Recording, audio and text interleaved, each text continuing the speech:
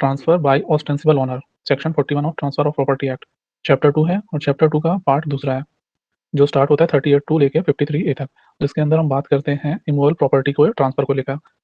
Section 41 बात करता है ट्रांसफर बाय ऑस्टेंसिबल ओनर, इसको हिंदी में कहते हैं दृश्यमान स्वामी द्वारा अंतरण।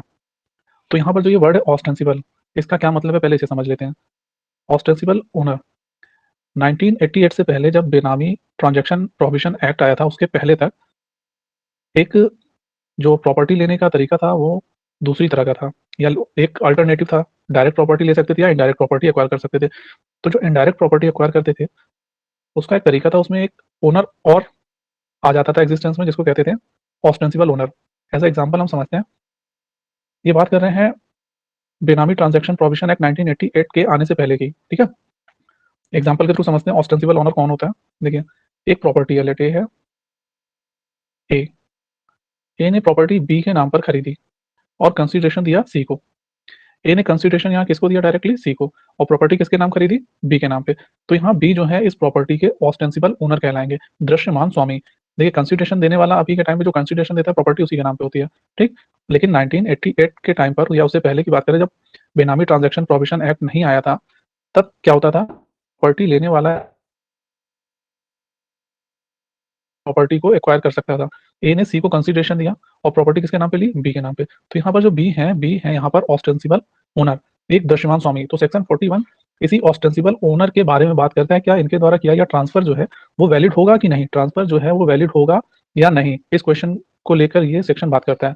ये देखते हैं अब इसमें क्या लिखा हुआ है सेक्शन में। सेक्शन में लिखा हुआ है transfer by ostensible owner where with the consent express or implied of the person interested in immovable property. A person is the ostensible owner of such property and transfer the same for consideration.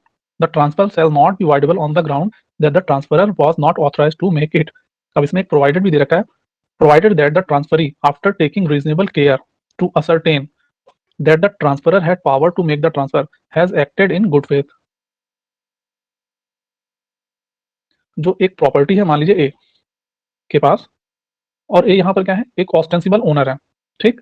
अब ए ने property transfer कर दी B को, ठीक। देखिए, आपको ये पता होगा ट्रांसफर जब होता है किसी प्रॉपर्टी को तो उसमें दो पार्टी होती है, जो ट्रांसफर करता है उसको कहते हैं ट्रांसफरर, ठीक है, और जिसके पास प्रॉपर्टी जाती है उसको कहते हैं ट्रांसफरी, ठीक। तो ए ने प्रॉपर्टी ट्रांसफर कर दी बी को। अब बी इंटरेस्ट है उस प्रॉपर्टी को यूज करने के लिए कि नहीं, ये सेक्शन बात करता है 41 में बताया गया है, अगर जो ऑस्टेंसिबल ओनर है, ठीक, उन्होंने कोई प्रॉपर्टी किसी आदमी को विद कंसिडरेशन बेची है, ठीक, तो ये इस ग्राउंड पर वॉइडेबल नहीं होगा कि ए के पास जो ऑस्टेंसिबल ओनर है उनके पास उस प्रॉपर्टी को बेचने का राइट था या नहीं। जबकि जो ट्रांसफरी है, जिन्होंने प्रॉपर्टी ली है, उन्होंने पूरी तरह से छानबीन कर ली है विद रीजनेबल केयर कि ये जो सर्टेन प्रॉपर्टी है उसको बेचने का राइट ए ऑस्टेंसिबल ओनर हमारे रखते हैं, ठीक। और जो बी ने प्रॉपर्टी ली है वो गुड फेथ में ली जानी चाहिए उसको, ठीक। अब इसमें एक डॉक्ट्राइन है, डॉक्ट्राइन ऑफ होल्डिंग आउट, फैलाव का सिद्धांत। यहाँ पर ऐसा होता है कि जैसे ऑस्टेंसिबल ओनर ने ए ने बी को जो प्रॉपर्टी बेची है, ठीक, तो क्या बी इस प्रॉपर्टी का यूज कर सकते हैं, क्या ये जो प्रॉपर्टी का ट्रांसफर है ये वैलिड है या नहीं है, इस बात को डॉक्ट्राइन ऑफ होल्डिंग आउट बताता है, फैलाव का सिद्धांत बताता है। तो फैलाव के सिद्धांत में ये चीज बताई गई, हाँ, ए जो है जो ऑस्टेंसिबल ओनर है as a real owner with consideration लेकर अगर प्रॉपर्टी को ट्रांसफर करते हैं बी को, तो ये जो ट्रांसफर है, ट्रांजेक्शन है, ये वैलिड होगा, ठीक। ये इस ग्राउंड पे अनवैलिड नहीं कर दिया जाएगा कि ये एक ऑस्टेंसिबल ओनर है। अब देखिए इसके कुछ एक्सेप्शन है सेक्शन 41 के, उनको देख लेते हैं। Doctrine of less pendens, doctrine of less pendens, ठीक है ना। इसमें क्या बताया गया है कि किसी प्रॉपर्टी पर कोई सूट फाइल है, ठीक है, किसी प्रॉपर्टी को लेकर कोई वाद चल रहा है, तो वो प्रॉपर्टी तब तक नहीं बेची जाएगी जब तक कि उस पर वाद चल रहा है, ठीक है। मान लीजिए ए और बी के बीच में इस प्रॉपर्टी को लेकर कोई वाद चल रहा है, सूट फाइल है कोर्ट में और अभी भी प्रोसीडिंग उसकी चल रही है। अब ए या बी ये दोनों ही इस प्रॉपर्टी को फर्दर किसी पर्सन सी को नहीं बेच सकते हैं, क्योंकि हो सकता है एंड में डिक्री इसके लिए मिल जाए, ठीक है, इनके फेवर में हो। अब मान लीजिए बी ने प्रॉपर्टी को ट्रांसफर कर दिया तो वो ए के अगेंस्ट चला जाएगा क्योंकि डिक्री तो इनके फेवर में जाती है। और मान लीजिए ए ट्रांसफर कर दे इस प्रॉपर्टी को और डिक्री बी के फेवर में चली जाए तो भी ये गलत है ट्रांसफर। इसलिए यहाँ पर डॉक्ट्राइन ऑफ लेस पेंडेंस में बताया गया है कि ऐसी प्रॉपर्टी जिसके ऊपर किसी तरह का वाद चल रहा है, सूट की प्रोसीडिंग चल रही है, वो प्रॉपर्टी फर्दर किसी अदर पर्सन को ट्रांसफर नहीं की जाएगी, ठीक। अब देखिए इसका दूसरा एक्सेप्शन देखते हैं। दूसरा एक्सेप्शन में बताया गया कि अगर कोई प्रॉपर्टी है ऑस्टेंसिबल ओनर ने बेची है, एक प्रॉपर्टी है, ठीक है, ये ए ऑस्टेंसिबल ओनर है, इन्होंने बी को विद कंसीडरेशन बेच दिया, और बी ने क्या किया, बी ने इंडियन रजिस्ट्रेशन एक्ट, ठीक है ना, इंडियन रजिस्ट्रेशन एक्ट के सेक्शन 47 के अंदर जाकर इस प्रॉपर्टी को जाकर रजिस्टर करा लिया। तो अब यहाँ पर ए फर्दर इस प्रॉपर्टी को किसी और को नहीं बेच सकते हैं, ये रोक लगाता है एक्सेप्शन नंबर 2, जो ट्रांसफर बाय ऑस्टेंसिबल ओनर है, इस पर ये रोक लगाता है, एज एक्सेप्शन काम करता है यहाँ पर। अब देखते हैं थर्ड एक्सेप्शन इसका। थर्ड एक्सेप्शन बात करता है जैसे आप कोई ट्रांसफर करते हैं ऑस्टेंसिबल ओनर ग्रेचुअसली, मतलब बिना लेन देन के समव्यवहार के ट्रांसफर करते हैं, ग्रेचुअसली ट्रांसफर होता है, निःशुल्क अंतरण कहते हैं इसको। तो ये जो ट्रांसफर है, मान लीजिए ए ने प्रॉपर्टी, ए हमारे ऑस्टेंसिबल ओनर है, बी को ग्रेचुअसली दे दी, ठीक, अब प्रॉपर्टी बी के पास हो गई, अब ये ए फर्दर किसी और को सी को नहीं दे सकते इसके बाद, ठीक, तो ये एक तरह का एक्सेप्शन है सेक्शन 41 का, ठीक। इसके बाद देखिए केस है इसमें, केस का नाम है Ram Kumar Kundu versus MC Queen, 1872 का केस है। राम कुमार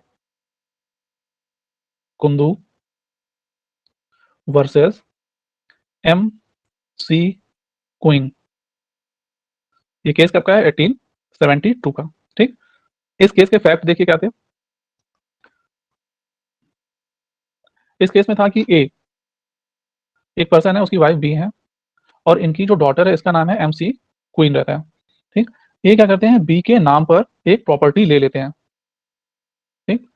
तो बी यहाँ पर क्या हो गई, ऑस्टेंसिबल ओनर हो गई, क्योंकि ए हस्बैंड है और बी वाइफ है। ये वैलिड है कि अभी भी वैलिड है कि एक हस्बैंड अपने वाइफ के नाम पर प्रॉपर्टी ले सकता है, या अपने बच्चे के नाम पर प्रॉपर्टी एक्वायर कर सकता है, या फिर कोई प्रॉपर्टी है in the name of coparcenary of Hindu undivided family, जो परिवार ज्वाइंट फैमिली में रहते हैं उनके, जैसे ए हैं, ए के कई बच्चे हैं, बी सी डी, तो ए जो है बी सी या डी किसी के नाम पे ले सकते हैं, या जो सी है वो डी बी ए इनमें से किसी के नाम पर भी प्रॉपर्टी ले सकते हैं, अगर ये हिंदू अनडिवाइडेड फैमिली के अंदर आते हैं। तो इनके बीच में जो फैमिली है अलग अलग नहीं रहती है, तो एक ही परिवार का हिस्सा है, ज्वाइंट फैमिली के तौर पे रहते हैं, तो ये कोई भी किसी दूसरे के लिए प्रॉपर्टी लेने के लिए एलिजिबल है।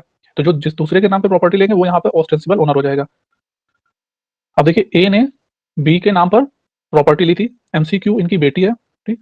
अब क्या होता है, ए मर जाते हैं, कुछ समय बाद ए की जो है डेथ हो जाती है। अब बी जो है प्रॉपर्टी को, बी जो है इस प्रॉपर्टी को रामधन को बेच देती हैं, ठीक है, रामधन को बेच देती हैं, ठीक। अब एमसीक्यू रामधन के ऊपर केस लाती हैं, सूट फाइल करती है कि इन्होंने ये प्रॉपर्टी मेरी माँ से ले ली थी। तो कोर्ट इस चीज को सही मानता है और रामधन की जो प्रॉपर्टी है वो एमसीक्यू के नाम पे कर देता है, ठीक। कोर्ट जो है इस प्रॉपर्टी को एमसीक्यू के नाम पे कर देता है।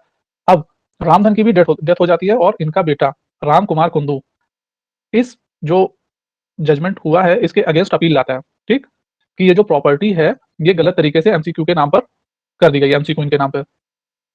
तो ये राम कुमार कुंदू जो है कोर्ट के सामने फैक्ट रखते हैं कि इनके पिता रामधन ने प्रॉपर्टी जो बी से ली है उसके लिए उसको कुछ कंसिडरेशन दिया है।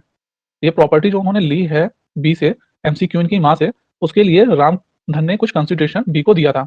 तो कोर्ट को जब ये फैक्ट पता चलता है तो वो इस बात को एग्री करते हैं, और जो ये प्रॉपर्टी है उसको राम कुमार कुंदू को वापस कर देते हैं। तो यहाँ पर भी देखिए डॉक्ट्राइन ऑफ होल्डिंग आउट का जो सिद्धांत है वो यहाँ पर भी लागू होती है डॉक्ट्राइन, ठीक। ये केस इंपॉर्टेंट है, ये केस आता है